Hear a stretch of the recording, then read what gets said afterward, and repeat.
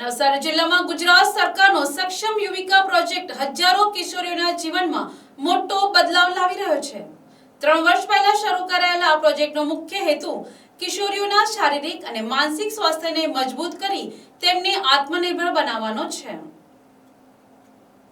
નવસારી જિલ્લા પંચાયત દ્વારા શરૂ કરાયેલો સક્ષમ યુવિકા પ્રોજેક્ટ આજે સફળતાપૂર્વક આગળ વધી રહ્યો છે। આ યોજના ધોરણ 7 અને 8 ની કિશોરીઓને સશક્ત બનાવવા પર ધ્યાન કેન્દ્રિત કરે છે।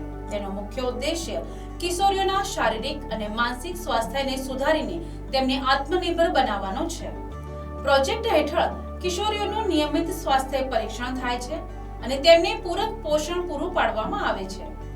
નવસારી જિલ્લામાં છેલ્લા 3 વર્ષમાં સક્ષમ યુવિકા પ્રોજેક્ટની શરૂઆત કરવામાં આવેલી છે, જેમાં કિશોરીઓનું સામાજિક અને આરોગ્યનો સુધારો થાય તેમજ કિશોરીઓ સ્વનિર્ભર બને એનો મુખ્ય હેતુ છે।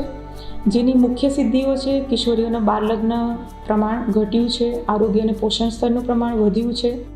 નિષ્ણાતો દ્વારા તેમને માસિક સ્ત્રાવની સ્વચ્છતા, પ્રજનન સ્વાસ્થ્ય, આર્થિક સુવ્યવસ્થાપન અને સાયબર સુરક્ષા જેવા મહત્વના વિષયોની માહિતી અને માર્ગદર્શન આપવામાં આવે છે।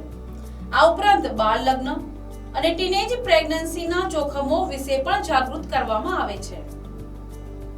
એમની વધતી ઉંમર સાથે કઈ કઈ પ્રકારના બદલાવો એમના સાથે સશક્તિકરણ માટે, મેન્સ્ટ્રુઅલ હાઇજીન માટે, રિપ્રોડક્ટિવ હેલ્થ માટે, સાયબર સિક્યોરિટી માટે, સેફટી માટે, કરિયરમાં ક્યાં આગળ વધી શકાય, એમના સાથે વિવિધ મુદ્દાઓથી અલગ અલગ 14 જેટલા ડિપાર્ટમેન્ટ સાથે મળીને આ બાળકીઓને સેશન આપવામાં આવતા હતા।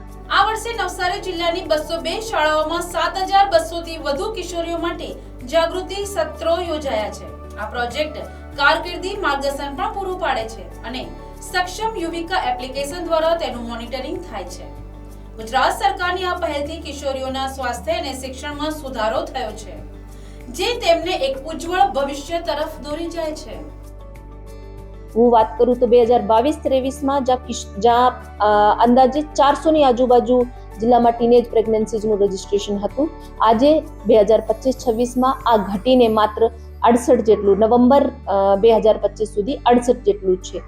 એમના સાથે સાથે કિશોરીઓના ડ્રોપ આઉટમાં પણ ઘણું ઘટાડો થયું છે। Bureau report, NTC news, Navsari.